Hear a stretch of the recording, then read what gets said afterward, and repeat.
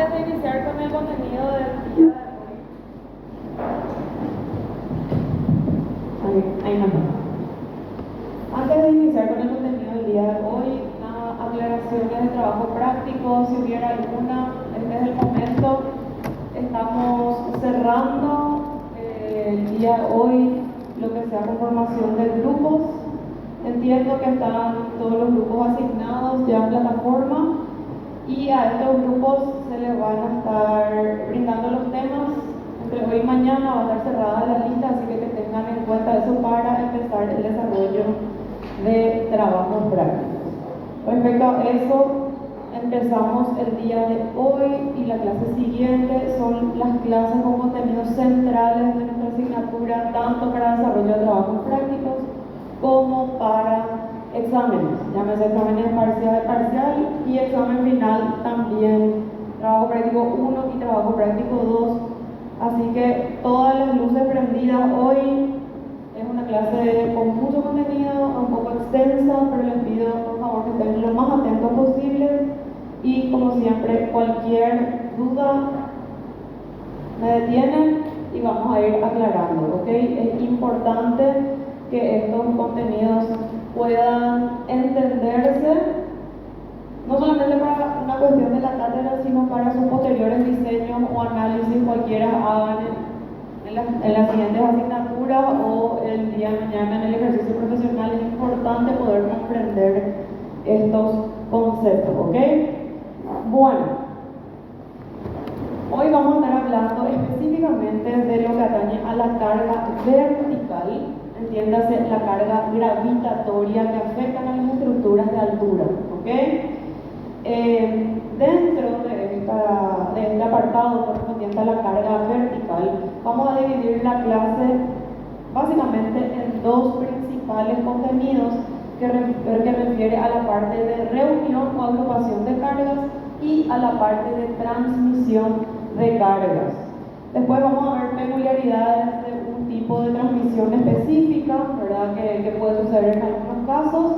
Y finalmente, si diera el tiempo, lo que refiere a la parte de fundaciones, que ya es la parte final de la transmisión de cargas, que también para que tengan en cuenta, no está en la guía de trabajo, pero vamos a incluir ese contenido también para la parte de trabajo práctico 1, ¿ok?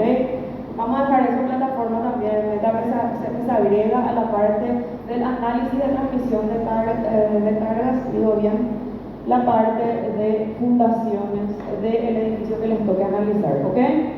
Para tener en cuenta.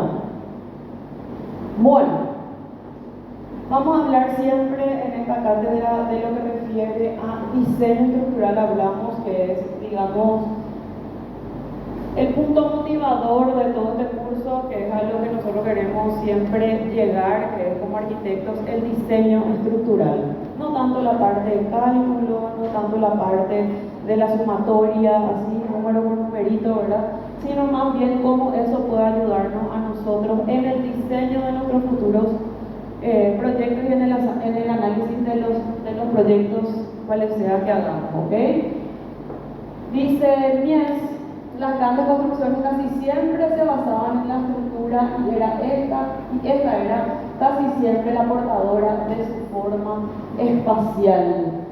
La estructura empezó a tomar protagonismo, siempre fue un protagonista dentro de la arquitectura, pero empezó a tomar más protagonismo como un elemento visto a partir justamente de la época en la que empezaron a desarrollarse con mayor frecuencia lo que eran los rascacielos, ¿verdad? Donde ya eso pasó a otro tipo de arquitectura, por supuesto, cáscaras, esculturas y demás, donde la estructura pasó a ser no un elemento solamente portante y de rigidización, sino un elemento principal que definía el diseño arquitectónico. Creo que el material no necesita ser fuerte para construir una estructura fuerte. La fuerza de la estructura no tiene nada que ver con la fuerza del material. Decía Shigeru van haciendo ya referencia a lo que es la constructibilidad, la ejecución de una estructura. Significa que nosotros, con la forma en la que configuramos nuestra estructura, podemos usar el material que nosotros queramos. Aún un material que aparentemente no sea estructural, nosotros podemos convertirlo combinando con otros y haciendo una buena proyección de nuestra estructura, podemos convertir eso en una estructura posible, ¿ok? Todo edificio tiene una estructura sustentante, que es la parte fundamental del mismo. Sin embargo, hay otra manera de entender la estructura dentro de la arquitectura, aquella en la que la estructura resistente está tan presente en los edificios que los configura y los determina. Pasa a no solo ser el elemento portante, sino el de configuración misma del proyecto. Y esto tiene muchísimo que ver, sobre todo en este tipo de programas de altura, donde cuanto más alto es el edificio, más determinante es la estructura que elijamos para todo el tema de diseño. ¿Ok? Vemos obras que ya habíamos visto también algunas en clases anteriores, ¿verdad? Donde vemos cómo la propia estructura determina el diseño, ya sea de la cubierta o sea de toda la espacialidad misma, y un edificio natural desde la planta baja hasta el último nivel. La estructura es el instrumento para dar forma y generar el espacio en la arquitectura. Además, otorga la resistencia, porque directamente sin estructura no hay arquitectura. El diseño de la estructura es una decisión arquitectónica importante y debe estar presente desde el principio del proceso de diseño. Vale decir, no es que yo armo la forma o decido la función que va a tener mi edificio y después veo cómo encaja la estructura. No funciona así. Cuando estamos proyectando, sobre todo en altura, la estructura es lo primero que tenemos que definir para después ver cómo adaptar el resto. No es adaptar, combinar. La triada vitruviana que les hablaba, no nos salimos de la estética, no nos salimos de la función. Juntos combinamos los tres puntos para poder lograr un diseño que sea eficiente, que sea ejecutable. ¿Ok? Vamos a hablar un poco de las características específicas de los edificios altos en cuanto al diseño y la construcción de estos sistemas de altura que ya mencionábamos, que son los edificios de altura, que debe abordar un enfoque multidisciplinario. Jamás un arquitecto puede trabajar por su cuenta en solitario cuando se refiere, sobre todo cuando se refiere a un edificio de altura, ¿verdad? Para garantizar la seguridad, la funcionalidad, la sostenibilidad del edificio, necesitamos trabajar con un abanico de técnicos y profesionales que van a aportar al tema, ¿ok? Los principales factores que tenemos que considerar en el diseño de edificios, entre otros, ¿verdad? Pero dentro de los más importantes podemos mencionar a la esbeltez. Vamos a trabajar mucho con este concepto de la esbeltez. ¿Qué es lo que es la esbeltez? Es básicamente la relación geométrica entre el ancho de la planta y el alto del edificio. Esa proporción se denomina esbeltez. ¿Ok? Se menciona que la dimensión en planta debe ser menor o igual a 5. Esto es un parámetro estándar que manejan los edificios tipo torre en cuanto a un grado de esbeltez deseable. ¿Ok? Puede ser 1,4, puede ser 1,4,5, puede ser 1,5 y 1,6 también, ¿verdad? Pero si tenemos un edificio 1,7, 1,8, probablemente eso no sea lo más estable que tengamos. Probablemente haya que trabajar con otros mecanismos para lograr algo que está con un grado de esbeltez excedido. Si tenemos menor a eso, 1,3, 1,2, probablemente tengamos un edificio que sea muy retacón y que no sea agradable para la estética, ¿verdad? Que suene a desproporcionado. ¿Ok? Pero si se fijan, por el correr de las clases con todos los ejemplos vamos mostrando la gran mayoría de todos los edificios de altura regionales e internacionales que vamos a ver manejan este parámetro de esbeltez. ¿Ok?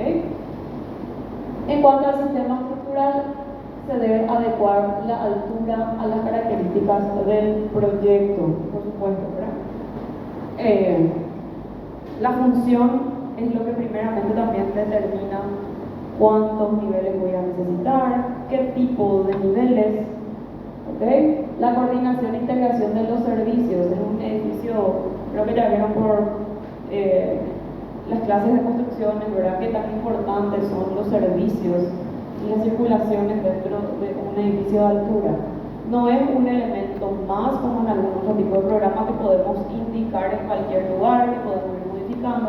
Por lo general ocupan un lugar específico, se nuclean para una mayor eficiencia dentro de la ejecución y se mantienen a lo largo de todo el edificio.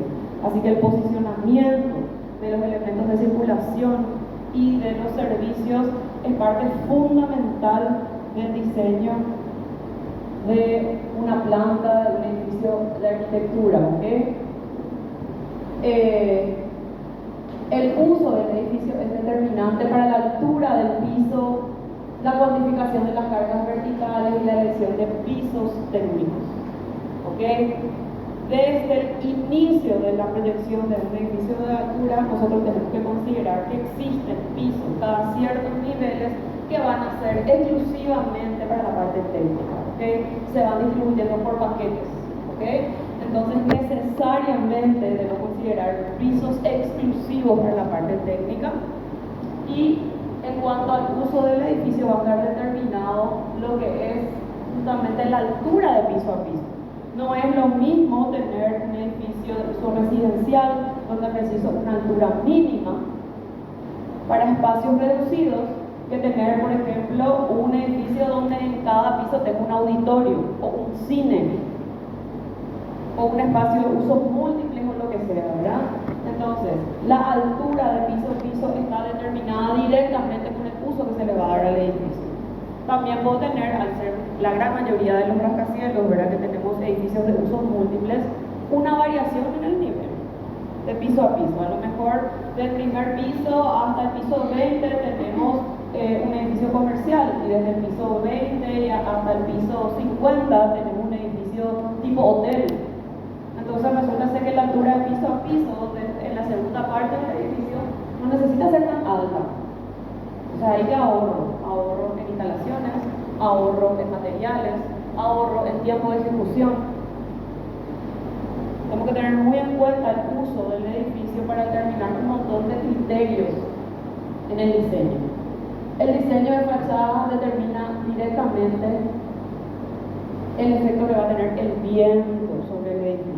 El viento, vamos a hablar en la clase que viene específicamente de lo que es la carga horizontal, que es el otro componente que vamos a estar analizando en los temas centrales del curso.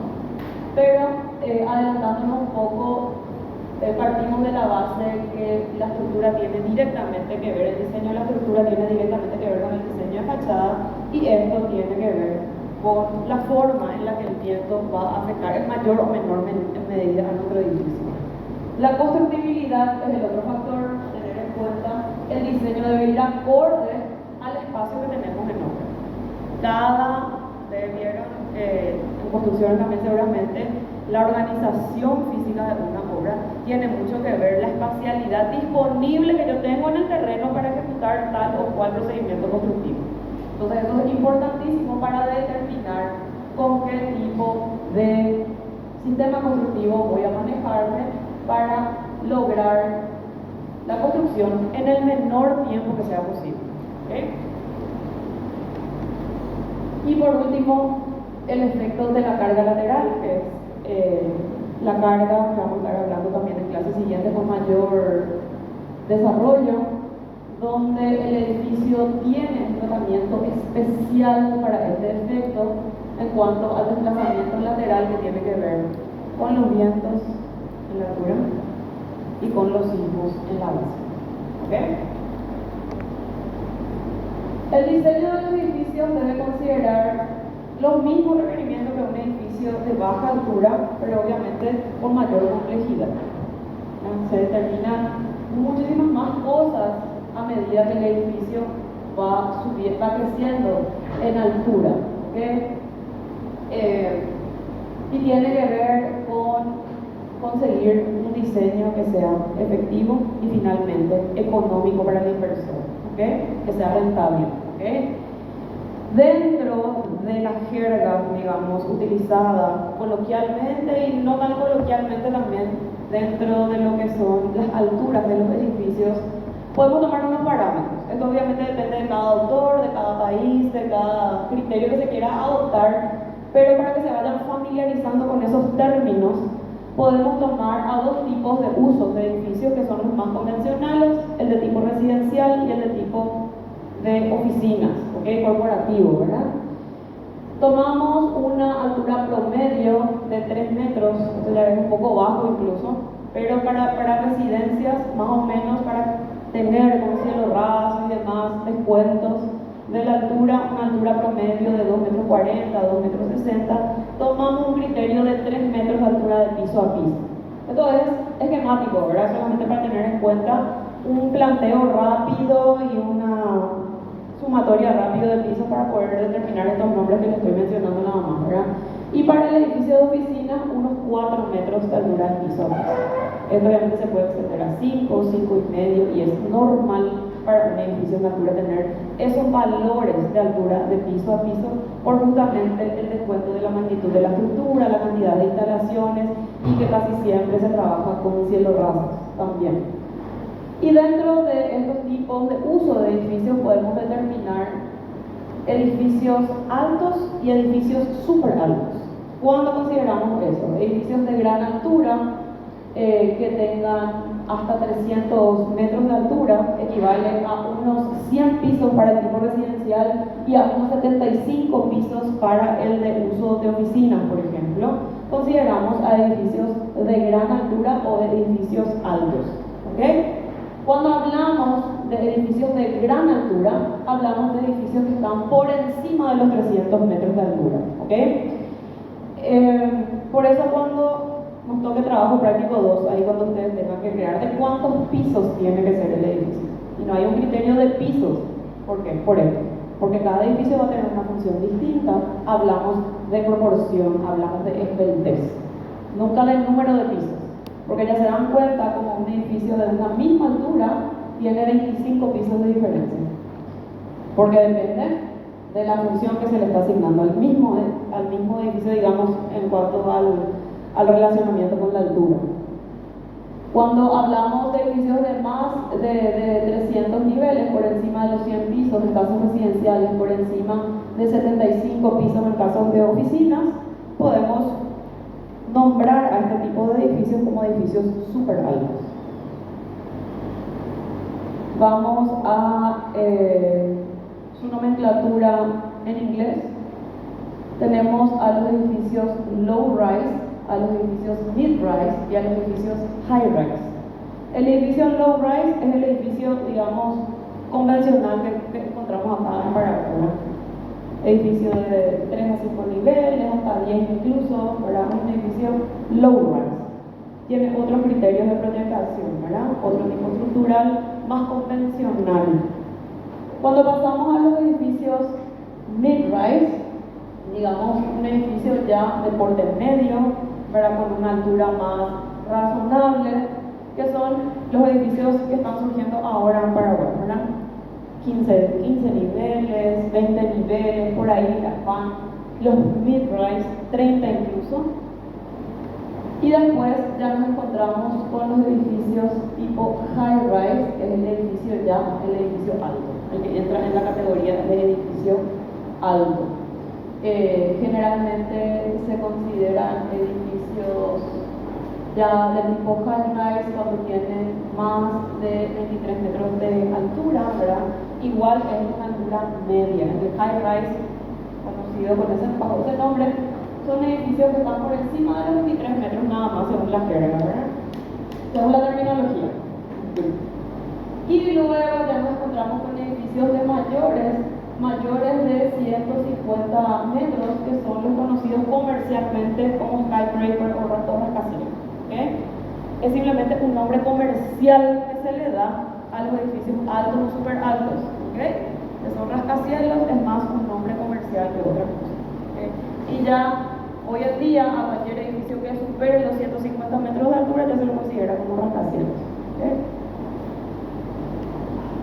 Dentro de los edificios más contemporáneos, digamos, donde ya realmente tenemos una altura icónica, ¿verdad? Son paradigmas, ya son hitos de alguna ciudad, nos encontramos con los edificios primeramente de gran altura, que superan los 600 metros, conocidos como edificios de gran altura o super tall buildings, y por último los icónicos, los mega tall buildings, que superan los 600 metros de altura. ¿Ok?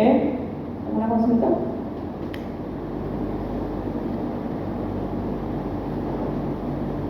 Pasamos entonces a las condicionantes estructurales.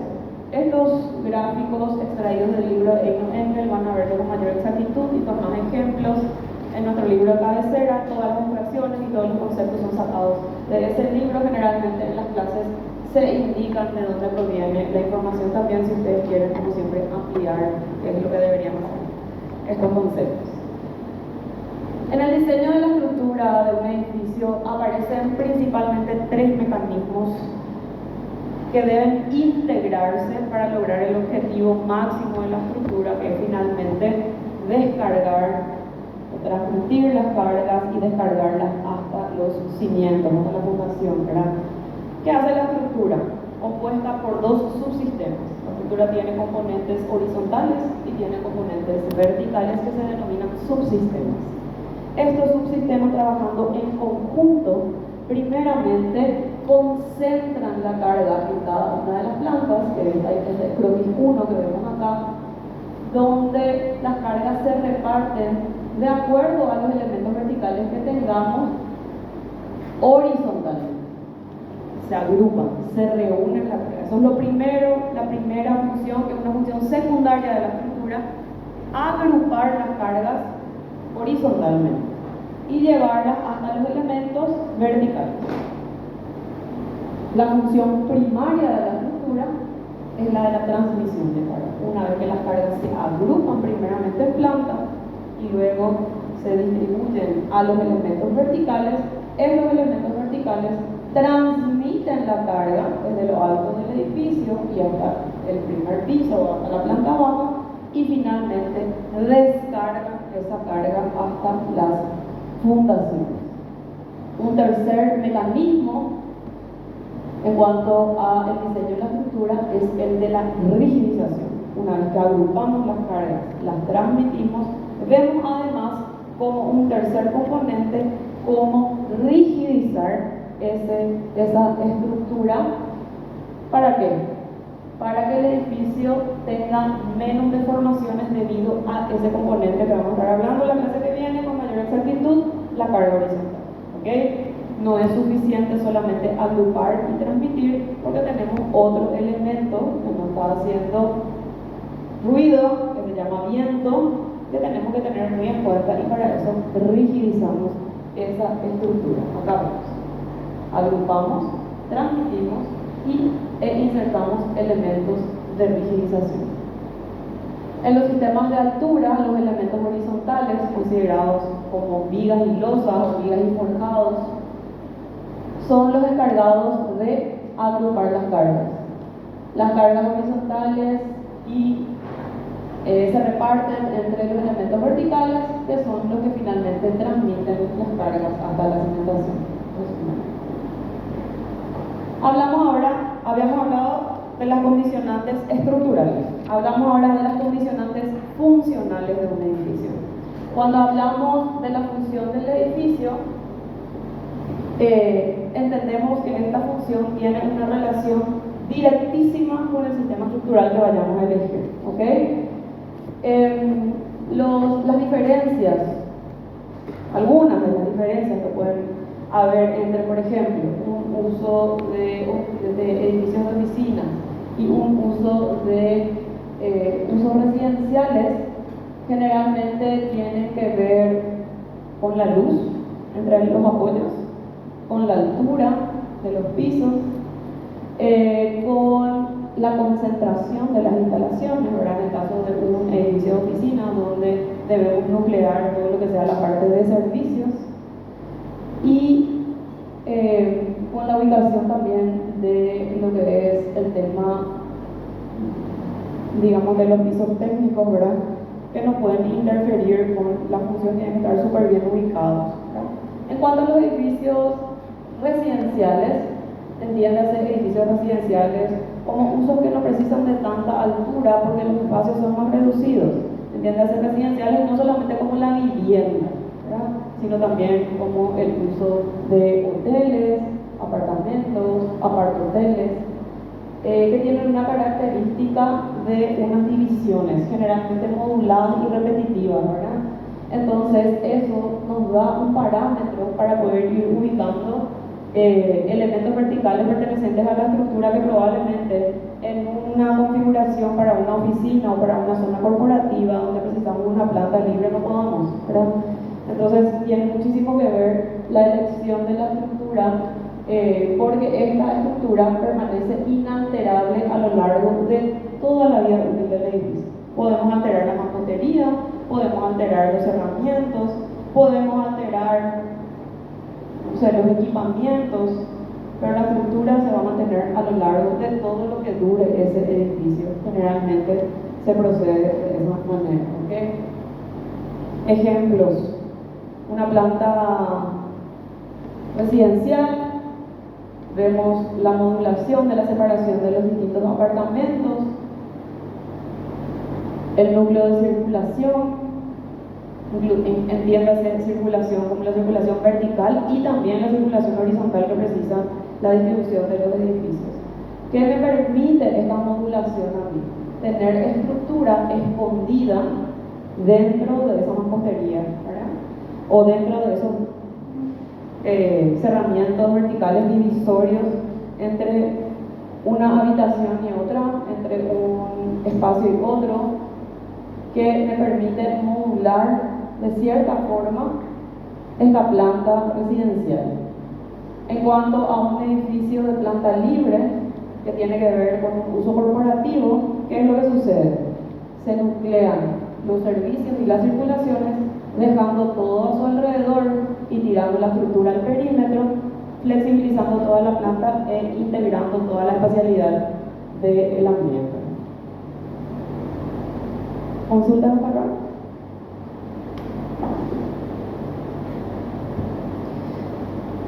Cuando hablamos de los sistemas de reunión de carga, Engel plantea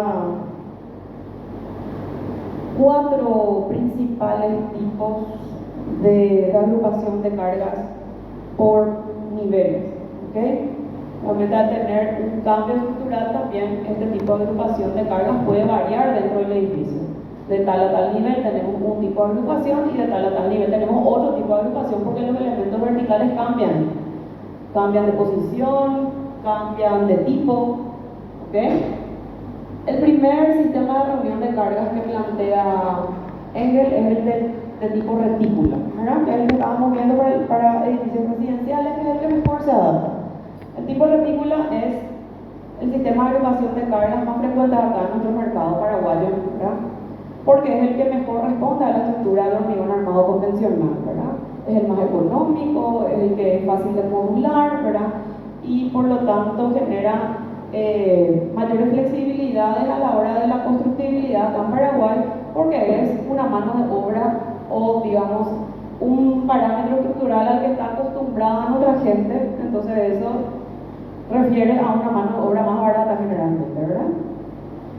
Es el famoso esqueleto, ¿verdad? Es una cuestión modulada, no necesariamente tiene que ser en módulos iguales en los dos ejes, puede variar, pero finalmente es una retícula. El segundo sistema es el sistema periférico o sistema perimetral, que es cuando la estructura se tira para afuera, a las fachadas, ¿verdad?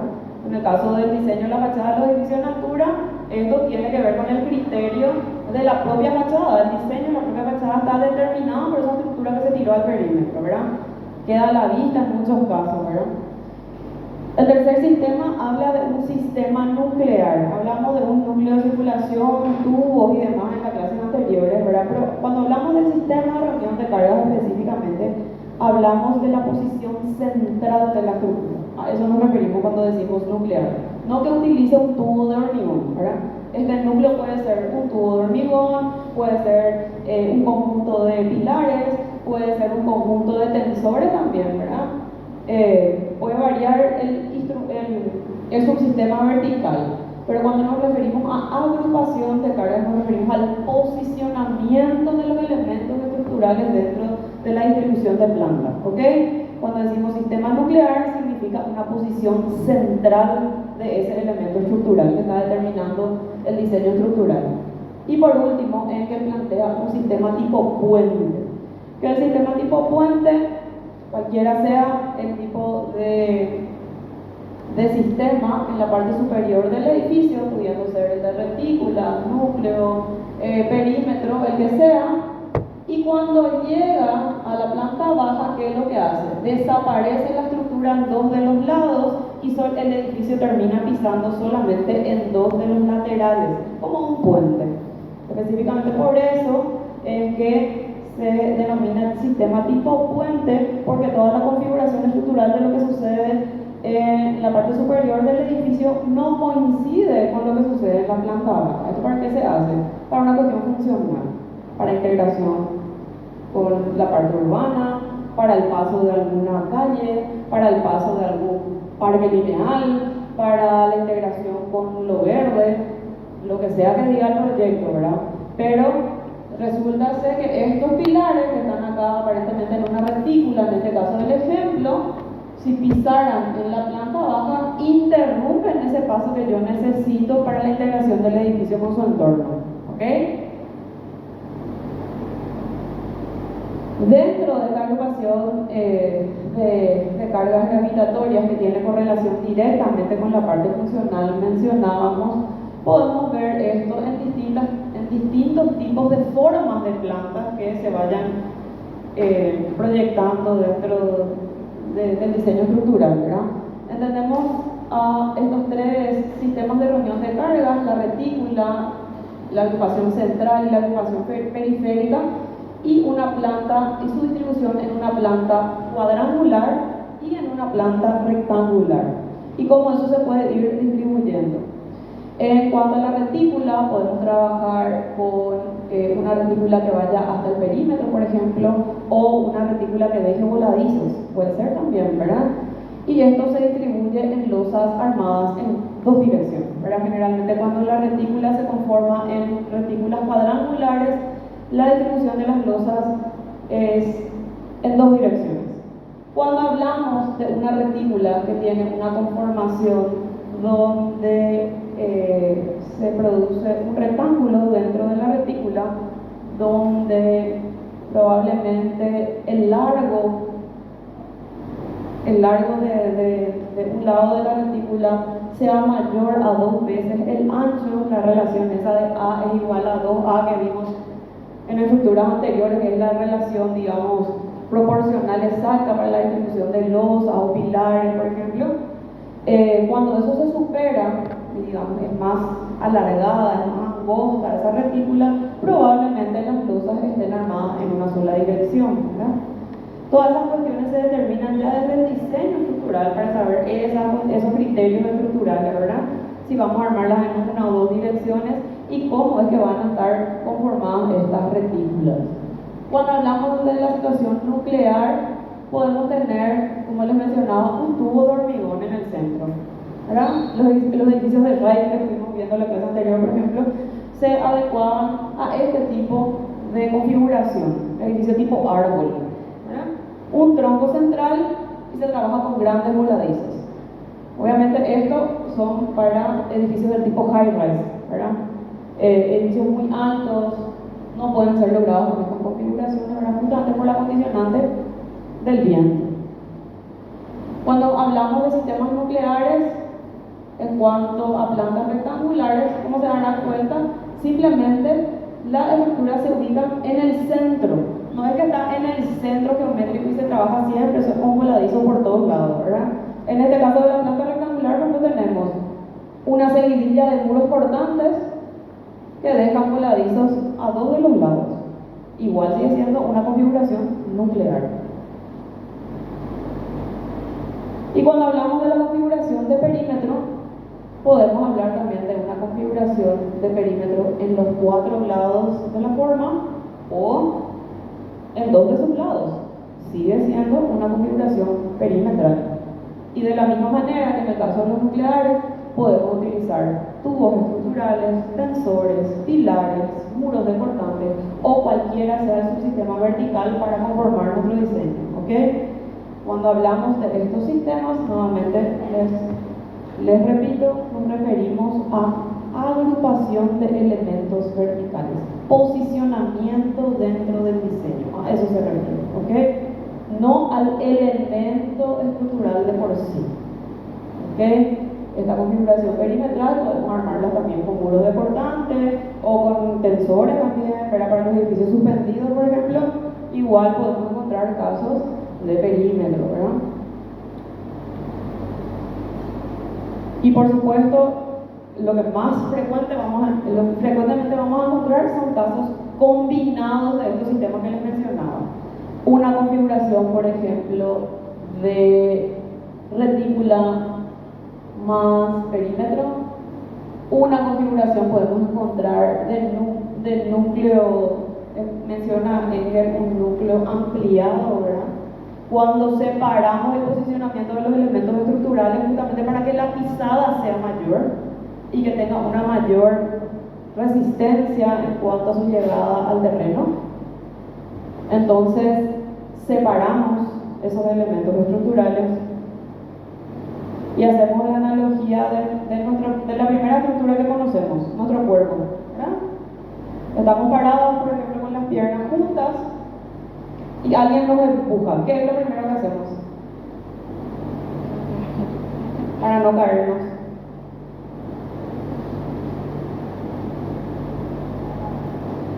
Si no tenemos con qué atajarnos.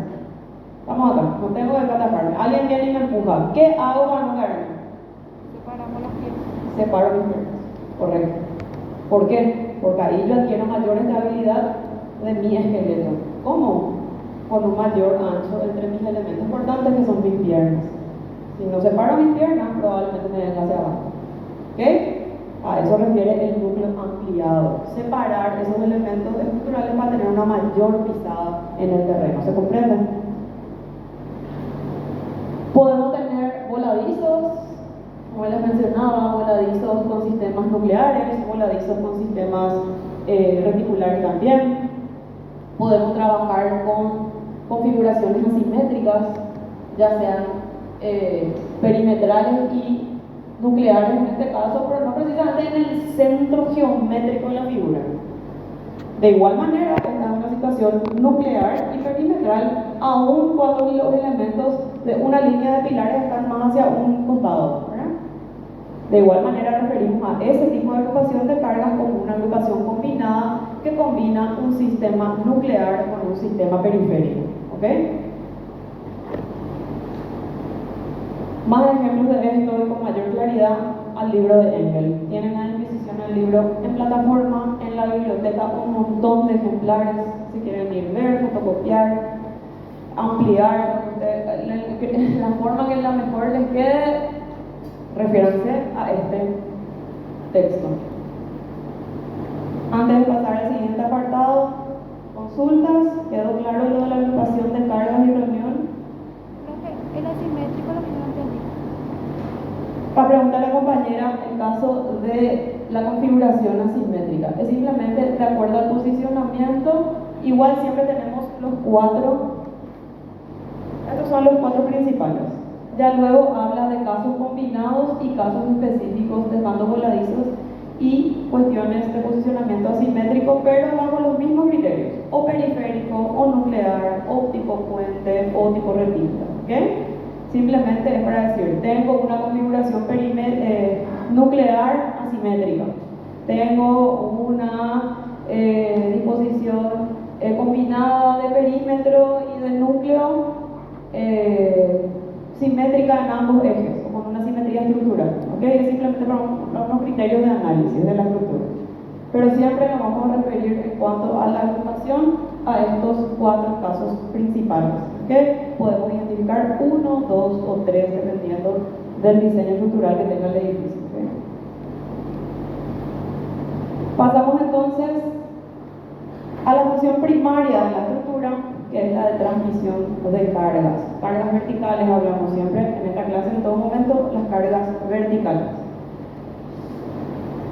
Dentro de los sistemas de transmisión de cargas gravitatorias, Engel plantea tres tipos de transmisión: la transmisión directa, la transmisión indirecta y la transmisión combinada, donde se combinan sistemas directos con sistemas indirectos. ¿Ok?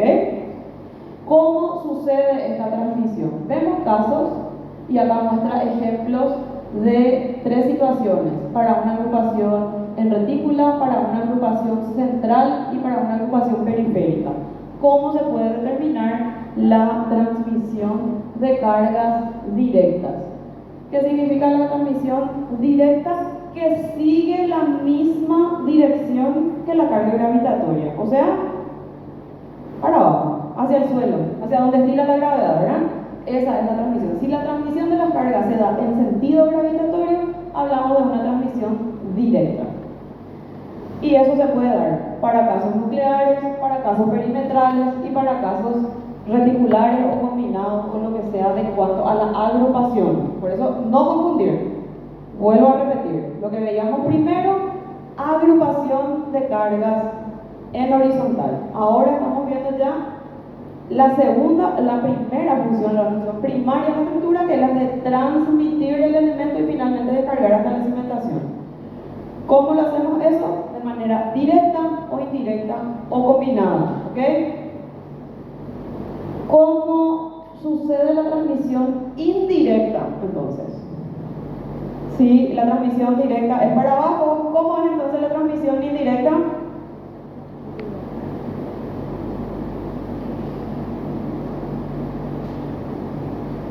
Para arriba, ¿verdad? En sentido antigravitatorio. Quiere decir que la carga primero se va para arriba, encuentra un elemento distribuidor y luego va para abajo. Esa es la transmisión indirecta. ¿Cuándo se utiliza? En elementos suspendidos. ¿Cómo se utiliza? A través de elementos que van traccionados. Tienen un esfuerzo a la tracción que tensiona la carga, la lleva para arriba, la distribuye a través de un elemento horizontal y finalmente baja por un elemento principal estructural, ¿verdad? Eso se puede dar en distintas situaciones también, para casos perimetrales o para casos centrales nucleares, ¿verdad? ¿Qué sucede? La carga se lleva, entendiendo que estos son tensores, acá no sé si se llega a ver bien, pues son flechas, ¿verdad? Que indican el sentido de la carga. Vemos en la figura 4 y 5 acá de la imagen un croquis para un edificio suspendido de agrupación de cargas perimetral o reticular, ¿verdad? Lleva la carga primeramente hacia arriba hasta este macropórtico que tenemos acá. Acuérdense que vamos a estar trabajando siempre en edificios de altura con grandes estructuras. Pocos elementos estructurales de gran porte. Esa es la macroestructura. Eso es lo que buscamos. Entonces, ¿cómo se distribuye esta carga? Se lleva primero para arriba hasta esta macroviga, que es parte del macropórtico que tenemos acá, y luego se distribuye de un lado y del otro hasta estas patas principales del edificio que terminan llevando la carga hasta la cimentación. En el caso de una agrupación nuclear, ¿qué es lo que sucede? Se utilizan tensores, traccionan la carga para arriba, llevan hasta esta viga que está unida, macroviga que está unida probablemente a un tubo estructural central, que es el que deriva la carga hasta la cimentación. ¿Ok? Consultas, ¿quedó clara la diferencia entre lo que es una transmisión directa y una transmisión indirecta?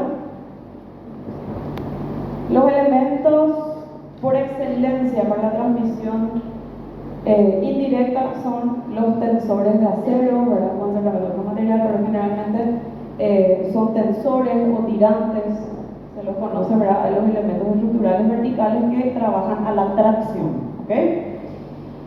Para la carga la transmisión de carga directa, hablamos de elementos, pueden ser de hormigón armado o elementos verticales también metálicos, que trabajan principalmente a la compresión. ¿Okay? Más casos. Vamos a la línea de abajo. ¿Okay? En este caso, vemos en este primero y en el segundo de la línea de abajo, seguimos hablando de una transmisión exclusivamente indirecta. ¿Pero qué sucede acá? Dividimos por módulos esa transmisión indirecta. ¿Cómo se hace eso? Con macroestructura. En vez de tener un único elemento en la parte superior, donde voy a derivar la carga que está traccionada, que se lleva para arriba, voy a dividir en este caso en 3 módulos. ¿Qué hago con esto? Aligero lo que es la demanda de esa estructura. Voy a tener 3 supervigas que van a estar distribuyendo la carga en 3 módulos de menos cantidad de pisos, que significa menos peso para la estructura.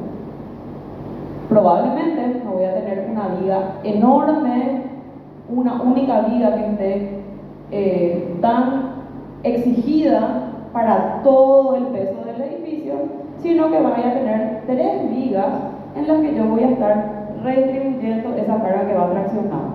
Entonces, la carga va hasta esta viga, en el caso del primer módulo, la distribuye a las patas del pórtico. El segundo módulo solamente tracciona las cargas de este módulo y la lleva a la segunda viga, y lo mismo para la tercera. Se redistribuye la carga en menos peso con más elementos estructurales de distribución. Lo mismo para un caso nuclear, ¿verdad? Puede suceder lo mismo, ¿verdad? Simplemente modular esa tracción o esos pisos traccionados en un apartado que pueda redistribuir la carga con mayor eficiencia, digamos que solamente exigir tanto a un único elemento superior de distribución. Pasamos entonces a los últimos casos, los casos combinados. Existen casos donde tenemos edificios que distribuyen la carga en un sector de manera directa y en otro sector de manera indirecta. Ahí tenemos un caso de transmisión combinada. ¿Cómo sucede eso? Vemos en los 2 últimos croquis. Para un caso perimetral, vemos que, por ejemplo, necesito que se libere la planta baja, necesito colgar esta parte del edificio, entonces tengo una macroviga por acá que me sirve para colgar estos pisos que quedan por debajo, pero apoyar una parte del edificio que queda por arriba. Entonces tengo una serie de pisos que apoyan y una serie de pisos que cuelgan. En ese caso hablamos de una transmisión combinada o mixta. Lo mismo para la parte superior. En este caso, en este diagrama, realmente eso depende del diseño estructural de cada uno. Podemos modular la cantidad de veces que queramos. En este caso tenemos, en este macropórtico, tenemos solamente un arrastramiento intermedio, ¿verdad? Este es el macropórtico y acá tenemos una superviga que arriba ese macropórtico. Y con eso resolvemos la macroestructura. A partir de ahí tenemos los elementos secundarios de distribución de carga, que son tensores y pilares, por ejemplo, que van o apoyando o colgando, o apoyando o colgando. Lo mismo se puede dar en un caso de distribución nuclear, ¿verdad? 2 supervigas, un núcleo central de transmisión y módulos colgados y módulos apoyados. Una salvedad, que hay mucha confusión generalmente entre estos dos de acá abajo, ¿verdad? Cuando es exclusivamente indirecta y cuando es exclusivamente, cuando es exclusivamente indirecta y cuando es un caso combinado. No es un caso combinado porque el macropórtico lleva hasta la cimentación la carga. Vamos trabajando con la gravedad, necesariamente la carga tiene que bajar. Aun cuando esté traccionada, en algún momento tiene que bajar. No por eso es indirecta. Es indirecta cuando ocurre, no, por eso es combinada, disculpen. Es combinada cuando tenemos módulos que apoyan y módulos que cuelgan. No un elemento que baje la carga. ¿Ok? Hablamos siempre de todo el sistema del edificio, no de un elemento particular que cumple una función. No porque yo tenga en una parte del edificio un pedazo que cuelgue, eso necesariamente es una transmisión indirecta. ¿Ok? Entonces analizamos el conjunto de lo que está pasando en la transmisión de cargas del edificio. Y ahí identificamos. Está todo el edificio apoyando. Mucho de eso nos damos cuenta por el tipo de elemento estructural, por el porte, por la sección del pilar, que nos damos cuenta. Esto trabaja exclusivamente con pilares, entonces es exclusivamente una transmisión directa, ¿verdad? Cuando vemos que se trabaja con tensores, ahí paramos la oreja y analizamos mejor. Estamos hablando de un sistema indirecto, donde todo el edificio está colgando, o estamos hablando de un caso combinado donde tengo módulos que apoyan y otros módulos que cuelgan. Más de cerca. Transmisión directa de cargas en sentido gravitatorio, ya sea para una situación reticular, para una situación de agrupación central o para una agrupación periférica. En todos los casos, la carga va para abajo. En la transmisión indirecta de cargas podemos tener sistemas periféricos o sistemas centrales, digamos, donde tenemos sistemas suspendidos continuos. Quiere decir, todo el edificio cuelga hasta un elemento distribuidor que luego lleva la carga a un elemento principal vertical. Tenemos casos indirectos interrumpidos, donde vamos seccionando el edificio y redistribuyendo la carga en módulos. Habíamos visto también para casos periféricos y para casos centralizados de agrupación de cargas. Y por último, la transmisión directa e indirecta, que es la transmisión mixta, donde se combinan sistemas suspendidos combinados. Combinados porque existe una parte que trabaja a la compresión y una parte que trabaja a la tracción. Una parte que apoya y una parte que cuelga, probablemente utilizando el mismo elemento de distribución. Consultas. ¿Quedó claro esto?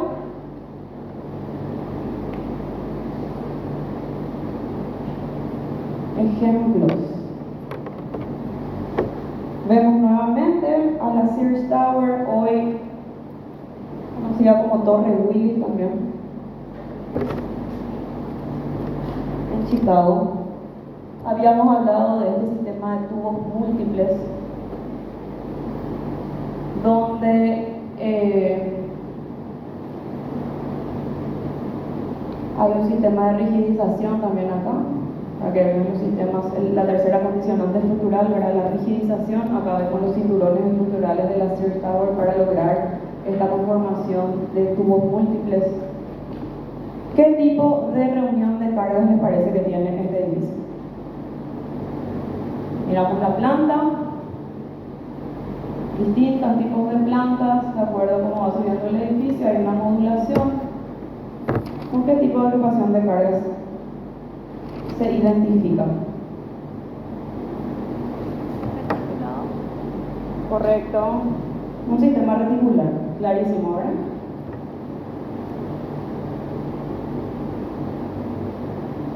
¿Qué tipo de transmisión de cargas tiene este edificio? Miramos la base del edificio, miramos la planta baja. ¿Cómo les parece que es la transmisión de cargas? ¿Directa o indirecta? Directo. Correcto, directa. Vemos que la totalidad de la retícula en planta baja está pisando la base del edificio. No hay nada que esté suspendido, ¿verdad? Lo que nos indica que no hay una transmisión indirecta.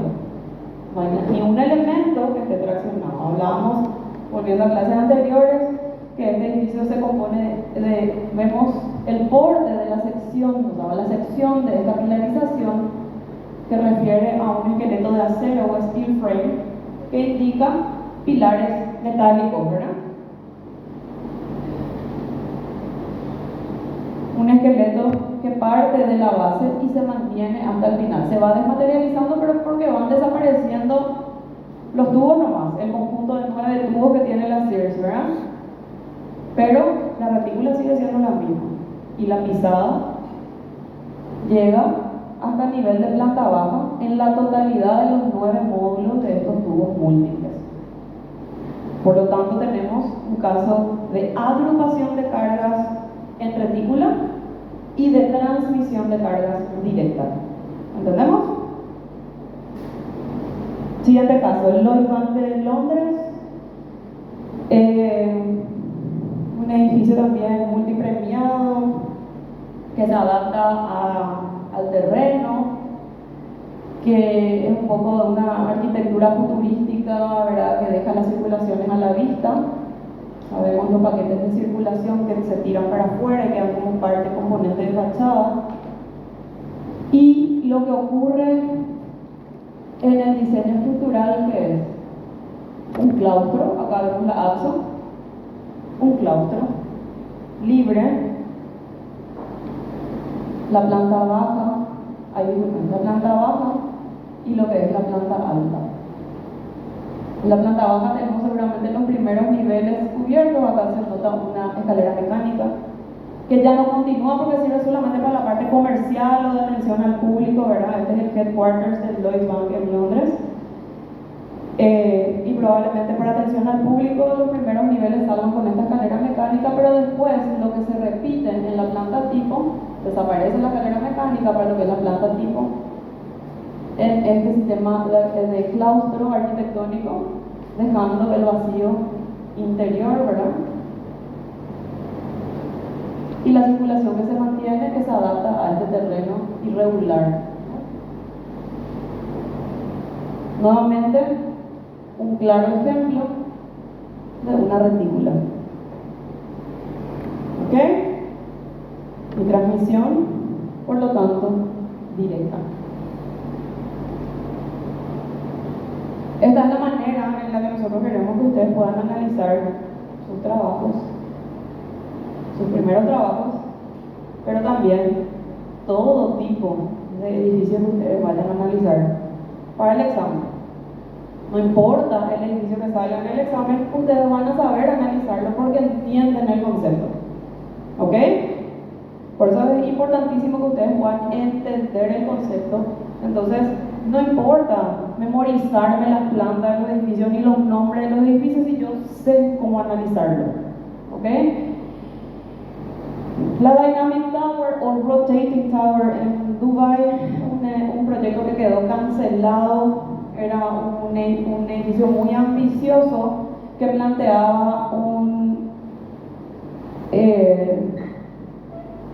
edificio con múltiples fachadas, porque todas sus plantas o todos sus niveles tenían la posibilidad de girar 360 grados de acuerdo a los asoleamientos. Trabajaba mucho con el tema de la energía solar, también un edificio eco-friendly y demás, que quedó un proyecto, ¿verdad? Allá por el 2008 más o menos, cuando fue planteado. Entonces el edificio tenía múltiples fachadas de acuerdo al asoleamiento que le pegaba y a la forma en la que iban girando sus plantas. ¿Esto cómo se configuraba? Era todo una innovación, aún hasta hoy, la forma constructiva que planteaba esta Rotating Tower, que planteaba un sistema de un núcleo de hormigón cilíndrico en el centro, donde se concentraban las circulaciones y los servicios, y luego unas cápsulas, unos módulos prefabricados. Esto era un edificio residencial, fue planteado para un edificio residencial, donde estos módulos venían prefabricados, enteramente metálicos, como una caja que se insertaba al tubo de hormigón central. Esto tenía la posibilidad también, obviamente, de intercambiarse, de sacarse para mantenimiento, ¿verdad? Entonces era el planteamiento de trabajar un poco con lo prefabricado. Y esto también le permitía justamente esto, la configuración para poder hacer la rotación que se quería. Acá vemos, ¿verdad? El núcleo central y las distintas cápsulas insertadas al núcleo central. Creo que hubo un indicio de retomar este proyecto allá por el 2017, porque no sé en qué habrá quedado.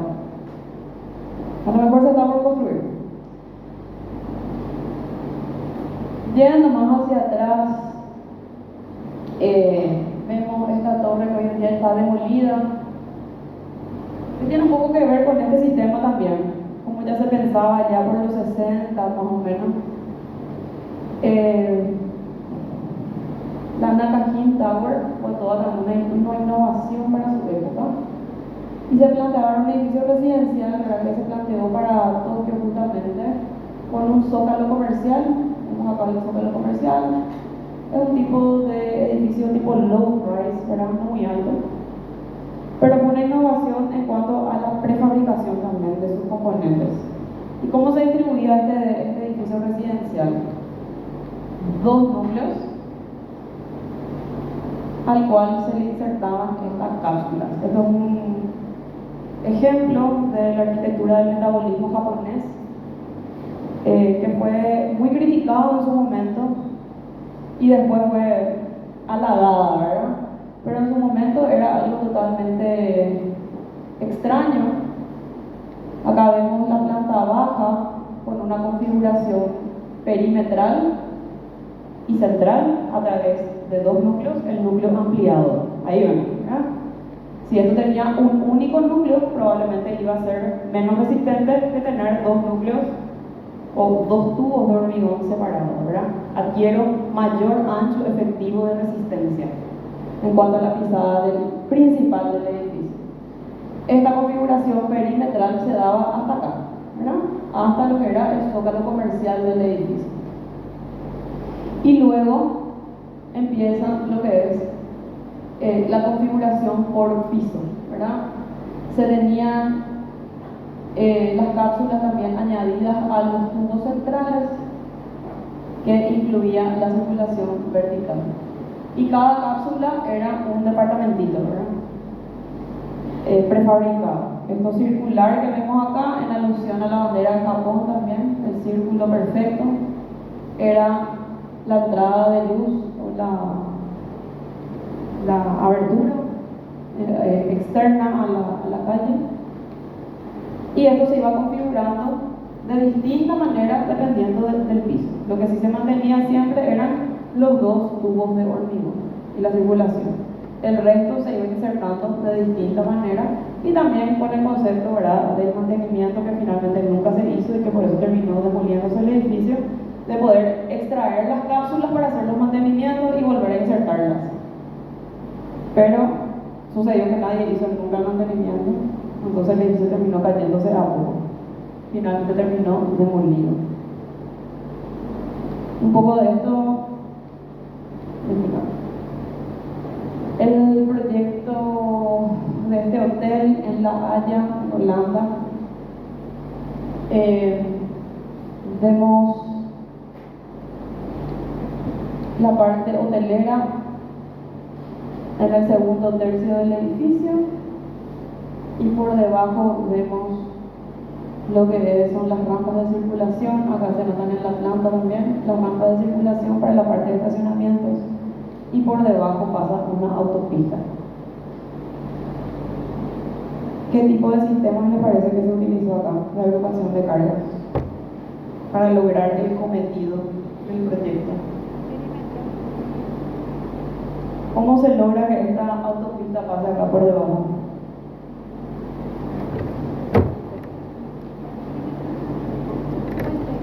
Sistema puente. Ahí le tenemos un caso del sistema puente.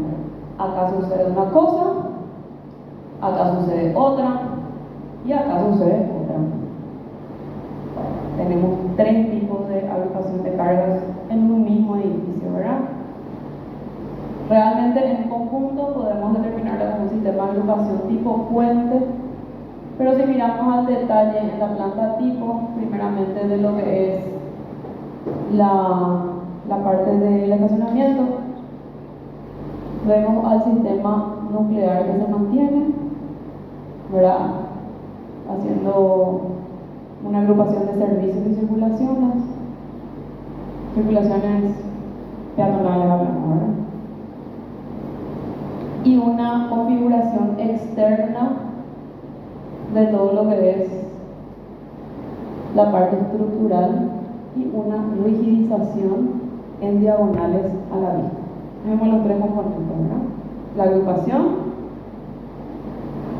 la rigidización acá, en B, el 1, 2, 3, 4 módulos, una superviga cerechada, de la cual, para poder lograr este sistema puente acá en la planta baja, esta parte del estacionamiento está colgando de esta superviga.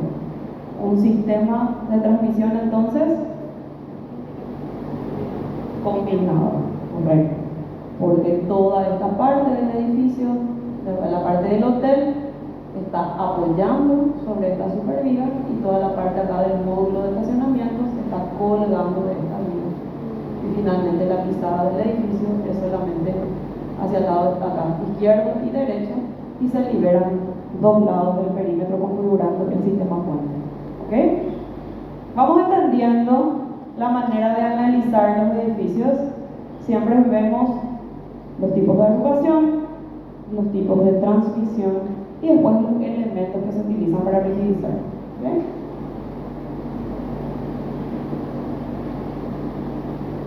En Singapur tenemos a la sede central de la IBM como un exponente también premiado de la arquitectura high-tech, el Menara Building, un edificio también del tipo high-rise, que deja la estructura a la vista, trabaja con llenos y vacíos para lograr también cuestiones energéticas, o sea, de ahorro energético que lo convierten justamente en el edificio premiado que fue por justamente su cuestión eco-friendly. ¿Qué tipo de reunión de cargas identifican acá?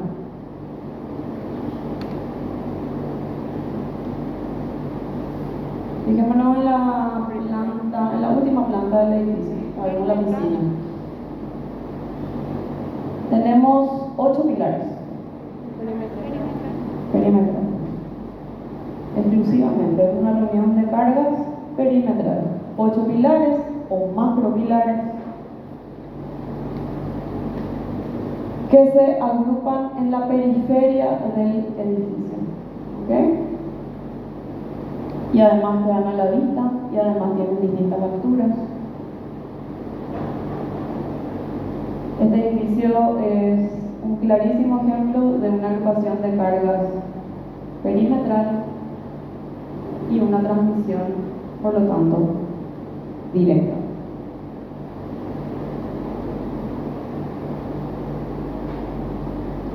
En Madrid tenemos a las Torres Colón. Son dos torres gemelas que se construyeron también en tiempo récord y tenían un sistema constructivo sin precedentes hasta esa época. Porque, ¿qué es lo que pasa con los sistemas directos? ¿Cómo construimos los sistemas directos? De abajo para arriba. Sin embargo, los sistemas indirectos se construyen a la inversa. Construimos de arriba para abajo. ¿Y cómo se logra eso? Primeramente, se arma el tubo principal, el tubo estructural. Se armó el tubo estructural, acá vemos la distribución de planta, ¿verdad? El tubo central. Se monta una plataforma en la parte superior, que ya vemos en el edificio terminado, ¿verdad? Lo verde que vemos acá. Son estas plataformas estructurales que se anclaban al núcleo principal de hormigón. Y a partir de esas plataformas se colocaron unos tirantes prefabricados de hormigón que iban traccionados sosteniendo el edificio suspendido.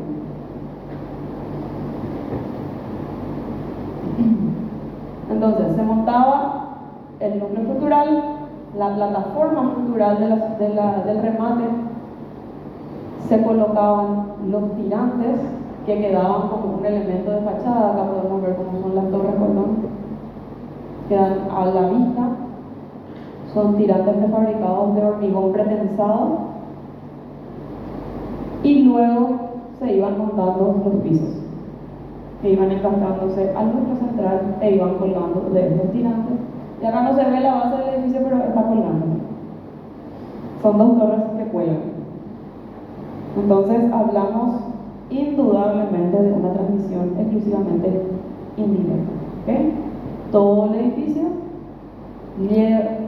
toda la carga del edificio es distribuida es transmitida por estos tensores tirantes hasta estas plataformas y luego descargadas hasta la cimentación por el núcleo central, y las dos torres quedan suspendidas.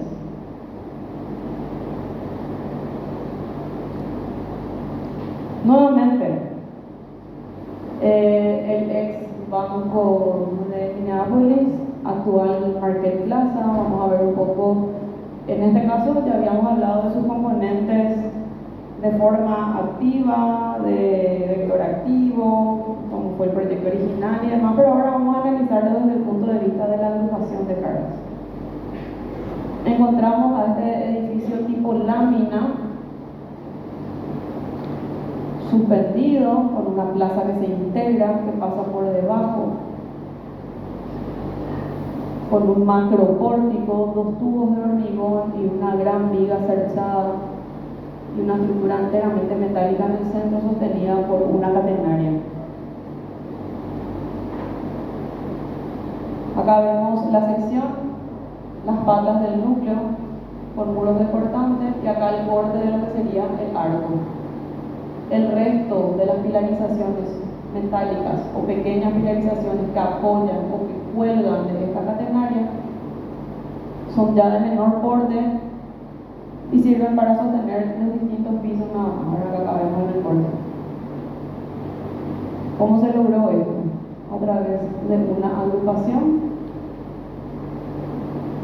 sabemos, enteramente periférica. No tenemos nada en el centro, ¿verdad?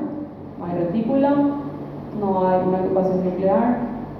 Todo lo que sea de la parte estructural queda en la periferia del edificio. ¿Okay? Y en cuanto a la transmisión de cargas, ¿qué les parece que puede ser? ¿Cómo? Ok. Vamos a hablar de la agrupación de cargas. Tenemos, ¿cuáles son los elementos estructurales verticales del edificio? Tenemos a las patas de hormigón de los extremos, a la catenaria y a los pequeños pilares que apoyan sobre esta catenaria y que cuelgan, los tensores que cuelgan por debajo. Por arriba apoyan y por debajo de la catenaria cuelgan. Entonces se logra este edificio finalmente suspendido. Hablamos primeramente de agrupación de cargas. Encontramos a las patas de los extremos, a la sección de la catenaria que está cortada a la planta y a la pilarización secundaria. Se ubican específicamente en la periferia de la forma. Hablamos de una reunión de cargas perimetral. ¿Quedó claro? ¿Cómo era la diferencia con el puente? Con el puente. El puente es cuando se repite una misma estructura en todo el edificio y luego en la planta baja eso cambia. En este caso podría ser. La compañera pregunta si analizando el edificio en su conjunto, esto puede ser una transmisión tipo puente, disculpen, una reunión tipo puente también. ¿Sí o no? ¿Por qué?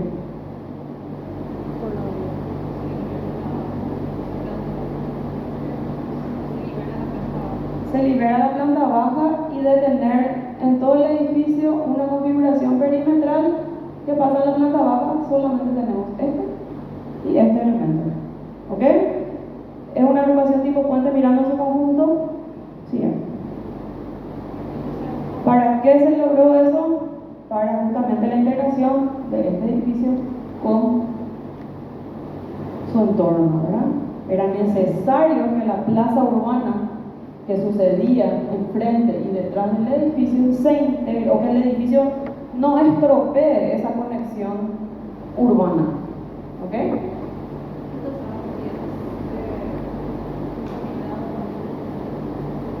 Sí, de hecho que el sistema puente es necesariamente combinado, ¿verdad? Solamente que lo refiero al puente porque es muy evidente la forma de pisar nomás en la planta baja, ¿verdad? Que necesariamente pisa en solamente dos lugares y desaparece el resto, ¿verdad? Hay otros sistemas combinados que van desde la planta baja hasta arriba sin cambio, ¿verdad? Y pueden ser combinados igual también, ¿verdad? Pero el sistema del puente es muy específico cuando hace esto el edificio, ¿verdad? Libera dos de sus lados en la planta baja. Eso es lo que hace. ¿Quedó claro? Ok. Y en cuanto al sistema de transmisión de carga que tenemos. Combinado, correcto. ¿Por qué? Acá la catenaria nos define, ¿verdad? Todo lo que va apoyado en la catenaria trabaja la compresión y la catenaria se tracciona, lleva la carga para arriba hasta este elemento, macro elemento que es la viga cerchada distribuidora, para finalmente bajar la carga hasta la cimentación. Todo lo que va por debajo de la catenaria lleva la carga para arriba hasta esta catenaria principal, se combina, llevan hasta arriba y baja. Se libera la planta y hay dos tipos de transmisión acá, ¿verdad? Tenemos una parte que apoya y otra parte que cuelga. Como les dije, el elemento puede ser cualquiera.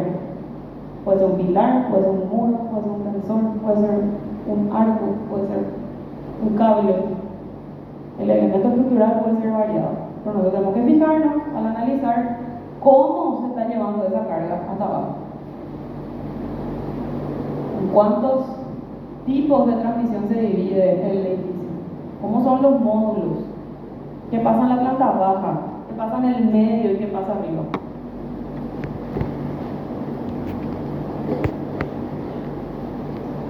Vemos también acá nuevamente a esta casa de cambio, un edificio del tipo low rise también, con estructura metálica externa, con una combinación también de arcos y tensores, que combina la carga en elementos comprimidos y elementos de rigidización. Acá vemos la B, que es la que rigidiza el arco. Les decía yo en clases anteriores para que el arco no patee, para que no se abra.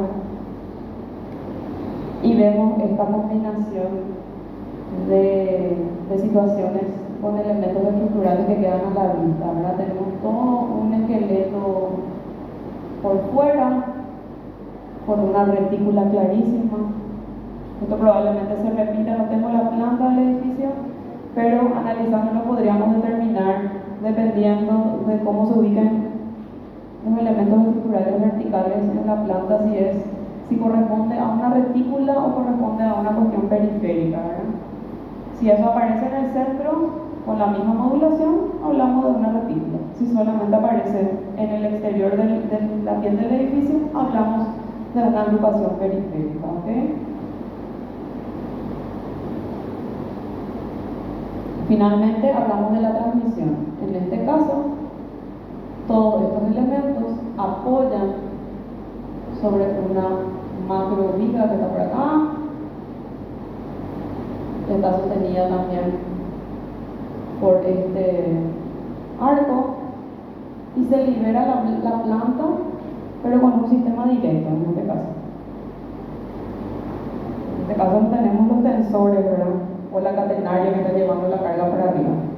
En este caso tenemos toda una grilla de pilares que están sostenidos, ya sea por el arco que trabaja la compresión y que lleva la carga para abajo, una rigidización acá que simplemente está sosteniendo, digamos, la función de este arco, y un conector, otra vez, sobre el que apoya esta rigidización, que conecta los contrafuertes del arco. Por abajo, donde lo vemos, el cimiento, también se conectan a través de la viga de fundación, como una rigidización también para estos contrafuertes que vemos acá, que son los que permiten finalmente liberar esta planta, ¿verdad?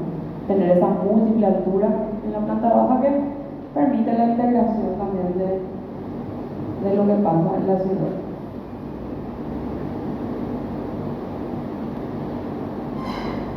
Vamos a Italia. Vemos a esta torre Pirelli con un clarísimo ejemplo de la utilización de la macroestructura. Toda la planta del edificio se configura en 8 patas. Economía de elementos estructurales que hablábamos en la primera clase. Entonces, desde la planta baja, que vemos con mayor borde la sección de estos elementos muros de cortante, pasando por la planta tipo y la planta de remate,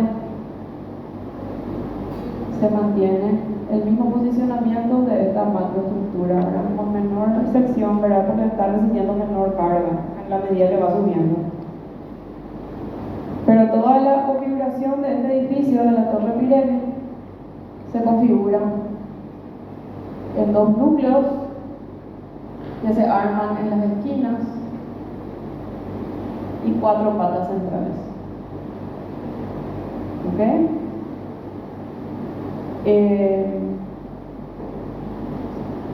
En la planta baja vemos espacios más integrados.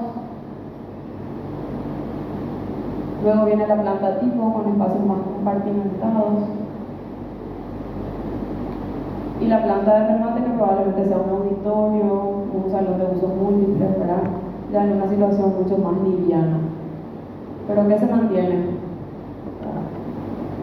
El núcleo de servicios y de circulación, que en este caso no es estructural. No es que necesariamente la escalera y el ascensor tienen que estar en un tubo de hormigón. En este caso no fue necesario. Se enmarcó en la planta baja ese sistema de servicios para la parte, digamos, más pública. Entonces enmarcaron entre estas 2 patas centrales todo lo que eran los servicios y la circulación. Acá ya se achicó, y acá se achicó todavía más. Sí, las cajas de escaleras están en los extremos, ¿verdad? Equidistantes, ¿verdad? Por normativa y cuestiones así de la parte de incendios.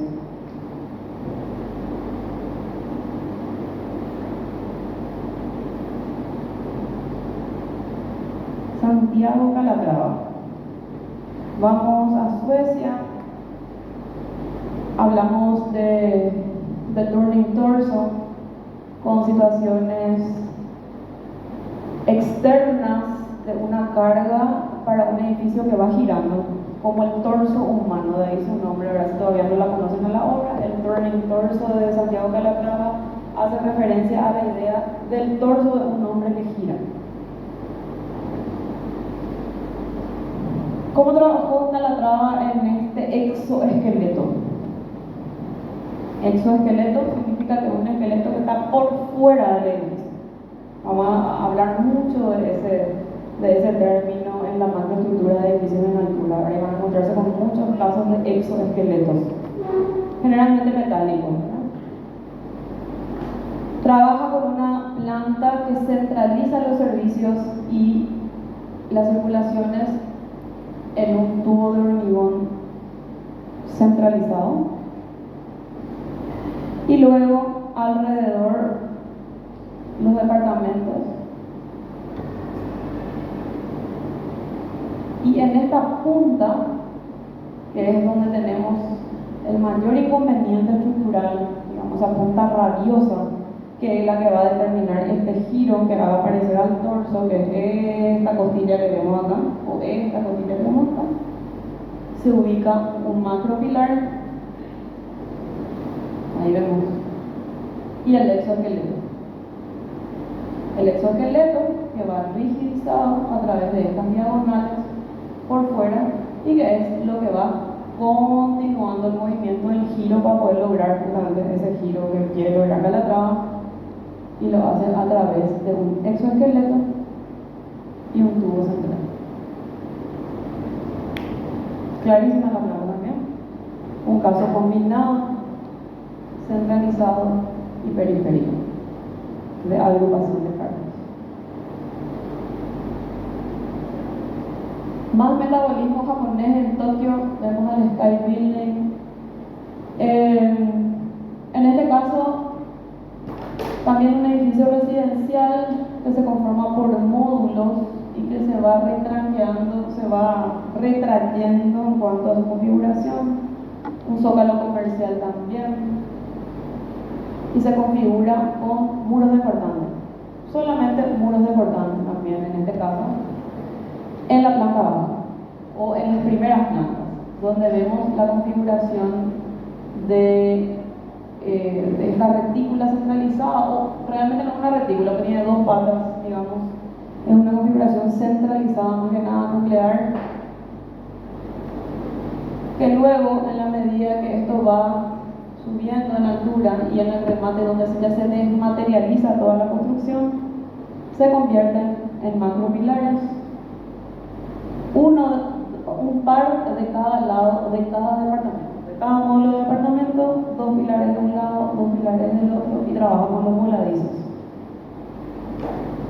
Y esto obviamente se va desmaterializando y va disminuyendo en sección también el elemento portante. Ahí vemos cómo eso va variando de acuerdo a la función del edificio, de acuerdo a la altura en la que se encuentra, va modificándose el elemento estructural.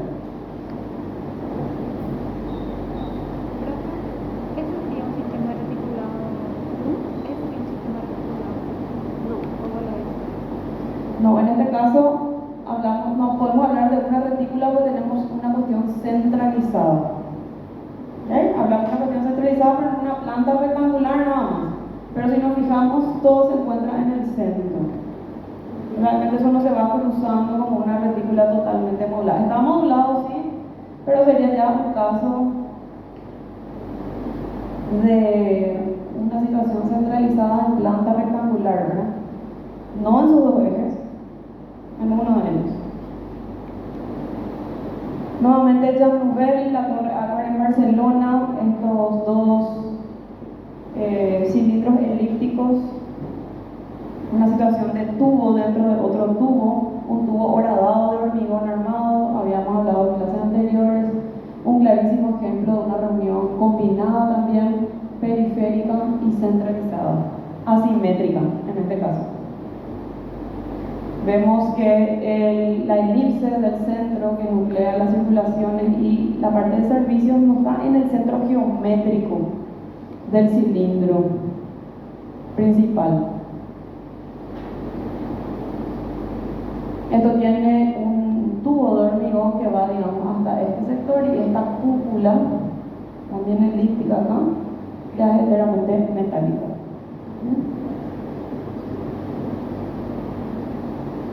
La Finland House en Hamburgo es un caso también donde se empieza el primer edificio colgante de Alemania. Se empieza a desafiar a la gravedad, ¿verdad? Un edificio como se dan cuenta, los edificios suspendidos no tienen mucha altura. Despega la planta dejando esta múltiple altura, y la construcción, el proceso constructivo para que vayan viendo. De arriba para abajo, en el caso de los edificios suspendidos, ¿verdad? Se construye la torre central, como en el caso de las torres Colón también, una plataforma estructural, los tirantes, y luego, en este caso de la Finland House, lo que se hizo fue, se construyeron las dos macroestructuras de distribución horizontal primeramente. En este caso es un sistema interrumpido de transmisión indirecta que distribuye una parte de los pisos a esta y otra parte de los pisos a esta macroestructura. ¿Okay? Sería solamente indirecta. indirecta, caso de transmisión indirecta.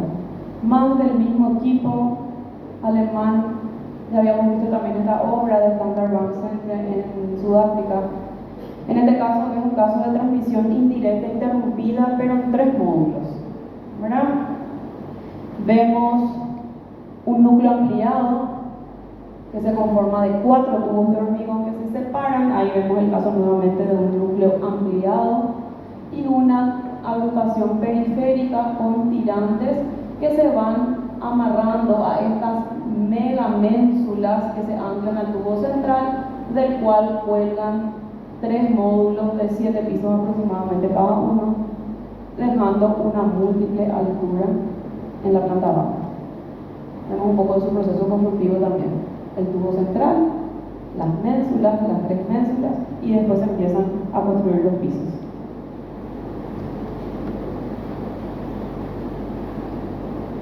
Foster para el Banco de Hong Kong y Shanghái. Si por ahí son amantes de las películas, seguramente ya le vieron a este banco varias veces. Esas películas de gángster, que quieren asaltar, que van mucho al sistema financiero y demás. Siempre todas las películas que están alrededor de Hong Kong es el ícono. El Banco de Shanghái y Hong Kong es un proyecto muy ostentoso de la arquitectura high-tech, que planteaba un sistema muy complejo estructural. Si se fijan, tiene el atrio, ¿verdad?, como un sistema claustro, pero no abierto, sino solamente internamente un atrio central. Acá vemos la escalera mecánica nuevamente de los primeros pisos, y luego toda la parte de servicios y circulaciones se tira a los extremos y se construyen estas torres metálicas. Son 8 torres metálicas que, digamos, son en la pisada del edificio, y luego 4 grandes vigas en diagonal o macrovigas en cerchas, de las que cuelgan los pisos. Entonces es un sistema combinado en el sentido de una estructuración. Acá vemos el detalle de lo que son estas torres y cómo se van anclando, ¿verdad? Acá vemos el tensor que se cuelga del punto medio de estas macrovigas y divide en 4 grandes módulos a todo el edificio, estructuralmente hablando, ¿no? Interiormente, estos tensores se ven en esta línea. Casi logran ver este puntito que está acá, que es uno de los tensores. ¿Ok? Combina elementos de tracción con elementos de compresión. Más Foster, arquitectura high-tech del Eje Corporativo de Madrid, la Torre Celsa o la Caja Madrid, uno de los edificios más relevantes de la arquitectura moderna, de la arquitectura contemporánea en España. Una combinación también de sistemas a través de un macropórtico que se ancla en 3 vigas intermedias, dejando libre la parte del remate, y en 3 módulos de pisos que comparten la transmisión de la carga. Vemos a las patas de este macropórtico en los laterales, y acá vemos los pilares centrales y perimetrales. Tenemos una línea de 8 pilares metálicos que van apoyando sobre estos grandes elementos estructurales transversales que conectan a las patas de hormigón. ¿Okay? Foster hizo una mezcla de sistemas en este caso, por seguridad nada más. Incluyó elementos tensores para mejorar las condiciones de compresión de los elementos verticales de hormigón o metálicos típicos. Simplemente para reforzar, incluyó unos tensores, digamos, en los extremos, ¿verdad? Pero realmente el edificio trabaja bajo sistemas de compresión y sistemas de transmisión directa. ¿Ok? Acá hay una partecita de un auditorio, creo que es. Este chiquitito que está acá, que son como el equivalente a 2 o 3 niveles, que está colgando de esta última o de esta primera viga, ¿verdad? El resto de los módulos, si se dan cuenta, apoyan sobre este módulo, apoya sobre esta, este módulo apoya sobre esta y este módulo apoya sobre esta. Y solo este pequeño módulo del auditorio, que es un programa adicional, digamos, está colgando de ese elemento horizontal. Por esa situación tenemos una transmisión combinada. ¿Okay?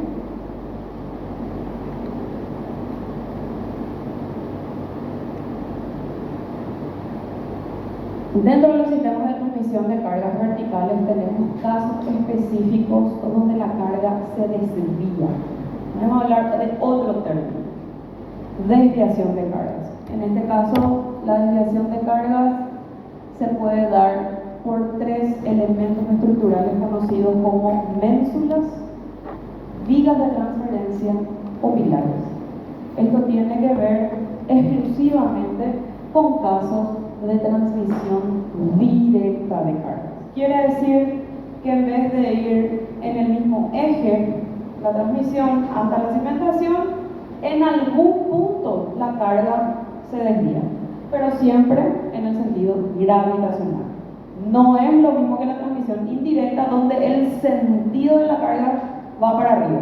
En este caso no. Siempre la carga va para abajo, solo que en algún punto se desvía. Vemos el caso de la Torre Velasca en Milán, como un elemento de mayor porte se convierte en un elemento de menor porte. ¿Qué pasa con los pilares perimetrales de este módulo del edificio? En esta parte desaparecen. ¿Y cómo desaparecen? A través de una desviación de cargas. ¿A través de qué? Y a través de unas ménsulas que permiten que esta desaparición de estos pilares y conversión de este módulo más fino sea posible. Caso nacional, la Torre Interexpress en el centro, en el microcentro de Asunción. Mismo caso, en menor medida, ¿verdad? Un remate mayor frente a una torre que se va afinando, o que comienza más fina y que se amplía en la parte superior. Lo mismo, se logra a través de ménsulas, en este caso, grandes patas de hormigón armado, ¿verdad? La Torre Atrium 3 en São Paulo utiliza otro sistema de desviación de carga, que son las vías de transferencia, ¿verdad? Edificios que comienzan con muros portantes, un núcleo lateral, y luego estas patas que se convierten en pilares de menor tamaño, porque la estructura o la forma del edificio se va escalonando. ¿Y cómo se da eso? A través de vías de transferencia. Acá se logra ver bien en la foto, cuando tengan la presentación van a entender mejor. Cada vez que el edificio hace un escalón, ahí hay una vía de transferencia que permite ese cambio estructural. En Chile, el edificio Puerto Montt, se ve la desviación de cargas a través del cambio de eje en los pilares. Pilares que cambian en el remate, suceden de otra forma en el volumen del edificio, y en la planta baja se sucede de otra manera. Cambio de ejes, ¿ok? 2 pilares inclinados que se convierten en uno, un pilar recto que se convierte en 2 pilares inclinados. Hay una desviación de la carga. Nueva York, el Citicorp Tower, vamos a ver mucho de esta torre también. En este caso ocurre una pilarización, vemos exterior con un steel frame, y en la base, con una múltiple altura, el edificio pisa únicamente sobre 4 patas de hormigón, 4 tubos de hormigón. Toda la pilarización perimetral del edificio se convierte en 4 tubos de hormigón en la base, para salvar justamente esta capillita patrimonial que había en Nueva York, que no se podía tocar. Entonces, ¿qué pasaba? Acá si pisaba en este vértice, seguía estando esta pilarización que pasaba, era imposible. Acá estaba la capillita intocable, ¿verdad? Entonces, para poder lograr salvar ese patrimonio que hace el arquitecto, ubica en el medio del lado de la planta cuadrangular los pilares, un poco antinatura, ¿verdad? Lo que hacemos por instinto es ubicar la estructura en los vértices, ¿verdad? Entonces, ¿qué hace para poder salvar el patrimonio? Trabajan con voladizos. ¿Y cómo logra eso? Acá está, una super vía de transferencia que permite que esa multiplicidad de pilares perimetrales se conviertan en 4 tubos de hormigón. En Sydney, Australia, un poco más de cambio en los pilares, ¿verdad? La torre oval con 8 pilares y un tubo central, que es la manera en la que pisa el edificio, en donde muchos pilares a través de una serie de pilares inclinados terminan pisando en 8 grandes patas nada más. O sea, libera un poco la planta baja a través de la desviación de la carga. World Trade Center en Nueva York, las extintas torres gemelas, también lo mismo, ¿verdad? Una estructura metálica que era parte del componente de fachada, como tridente básicamente, que en los primeros pisos de la torre, que eran las zonas más públicas, digamos, de acceso público, se convertían en patas, 3 patas que se convertían en un gran pilar. En Malasia, las torres Petronas de César Pelli, el arquitecto americano-argentino, plantea también estas 2 torres gemelas escalonadas que plantea esta desviación de cargas. En cada cambio de diámetro del tambor hay una desviación de cargas que se da a través, acá vemos el detalle, de un pilar inclinado que nosotros no vemos en la fachada, pero vemos como este tambor menor se va convirtiendo en uno más amplio, y luego en uno más amplio, y luego en el tambor mayor, que es el de la torre, el principal de la torre, a través de esta situación de un pilar que probablemente tome toda la altura de un piso, que va inclinado y que se va amarrando con una viga perimetral para poder lograr esa inclinación también. El Bank of China, del arquitecto Pei, vemos esta estructura diagrip que se va también desmaterializando. Vemos la planta baja en un cuadrado prácticamente perfecto, pero a partir de la primera modulación de la primera cruz que vemos acá, aparece un pilar central que en la planta baja no está. Toda la torre, para poder lograr esta desmaterialización por tubos, digamos, los tubos contemporáneos en triangulaciones, se logran a través de este pilar central. Este es el último tubo de esta triangulación que vemos acá en el remate. Se logra a través de este pilar central. Luego 2 tubos, 3 tubos, y finalmente necesitaba la planta baja liberada y se logra a través de pilares inclinados, cambian el eje y logran anular ese pilar central que figuraba en todo el resto del edificio. Saha, y el edificio que se terminó el año pasado. En China, el Shenzhen Institute of Financial Technology es un edificio que trabaja enteramente con cambio de pilares, no en el remate, no en la planta baja nomás, en todo el edificio. Y acá ven el sistema constructivo de lo que logró Saha, ¿verdad? O el equipo de Saha, para poder lograr esta fachada futurística tan característica del estudio. Y por último, el JP Morgan Chase. Este es el edificio que se terminó el año pasado, y este de Saha se termina este año recién, no está terminado todavía. El JP Morgan o el 270 Park Avenue, por su ubicación en Nueva York, este edificio también que trabaja con esta estructura externa, donde se ve una macroestructura con una terminación en planta baja con esta pisada, ¿verdad? Acá vemos mejor también en la sección, ¿verdad? Pilares rectos que se convierten en una macroestructura de un tridente o múltiple, una pirámide que prácticamente pisa la planta baja del edificio, ¿verdad? Y que logra esta comunicación con la ciudad. Hasta acá llegamos hoy, chicos. Esto a cargo de ustedes, no nos da tiempo para el desarrollo, pero son contenidos que ustedes ya vieron. Simplemente es hacer énfasis en aquellos contenidos de fundaciones profundas sobre todo, que atañen a los edificios en altura. Es un recuento de las fundaciones principalmente utilizadas en los edificios en altura, un poco de sus peculiaridades, porque yo creo que ustedes manejan gran parte de esto. Es solamente para que tengan en cuenta esta parte de las estructuras que tienen que ver con la transmisión final de las cargas hasta los cimientos. Contenido de trabajo práctico, así que quedan ustedes ampliar este tema y estudiar, ¿ok? Bueno, consultas antes de retirarnos.